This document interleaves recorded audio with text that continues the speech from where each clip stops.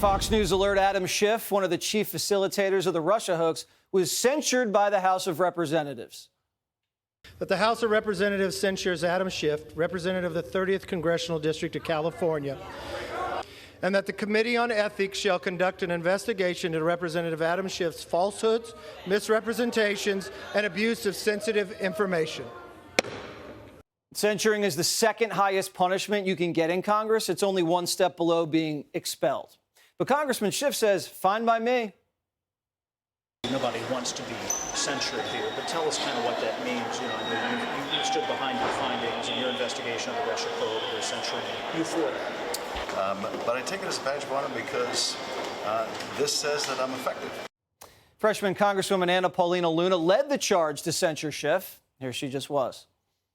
The one thing the military taught me was total and complete ownership, and that means for your mistakes as well. And what he did in exploiting his position as the chairman of House Intelligence and actually violating the civil rights of Carter Page and basically enabling a lie that tore apart our country. I don't think any reporter will disagree that what happened was wrong and should have never been conducted by a member of Congress. Congresswoman Paulina Luna joins us now. So, Congresswoman, what kind of impact do you think this censure is going to have?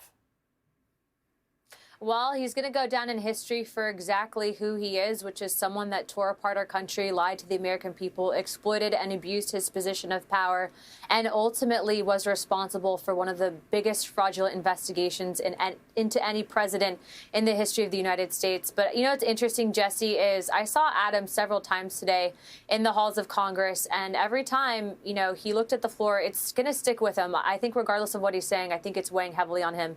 He's one of only a few to ever be censured in U.S. history. Yeah, he's going to be concerned with his legacy, and now he's running for Senate in California. Do you think he's going to say, hey, they're after me? That means I'm an effective guy. I mean, I think that he can try to message that, but I think most people, as you're seeing, California lost 1% of their population just from the time that COVID to now to places like Florida and Texas. But I think most people are realizing that, one, there is government corruption. We need to have accountability. And also, two, there's many other candidates in that Senate race that are actually running that have been very quiet, one of which is actually in and on a committee with me, Katie Porter.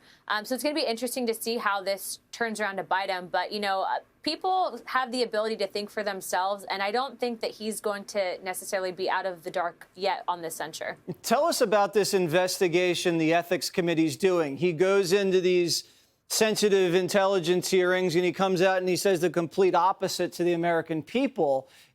What exactly are they going to look into that for? Well, that's going to be up to the members on ethics. And if you saw today, those members typically will traditionally vote present because they don't want to weigh in on an investigation that hasn't been started yet. But if I were these members, where I'd start looking at is, one, who is he talking to? In what way did he actually breach and potentially long-term damage our national security, which is something that he definitely did do. But also, two, remember, he was fundraising off of his official position, privy to information that most members of Congress don't have. And so I think that they're going to take all of that into account. And I'm going to definitely stay in touch with him to ensure that he's not just getting a slap on the wrist. I think that if we voted to send one of our own to ethics for an investigation, he's no better. And after reading the Durham report, Jesse, I didn't even get past page 8 before I realized this guy really needs to be held accountable. And that's what started this whole process to begin with. You know, Paulina Luna, you actually got more accountability than John Durham. So congratulations. And thank you for holding someone's feet to the fire in Congress. We need more people like you. Thank you. Hey, Sean Hannity here. Hey, click here to subscribe to Fox News YouTube page and catch our hottest interviews and most compelling analysis. You will not get it anywhere else.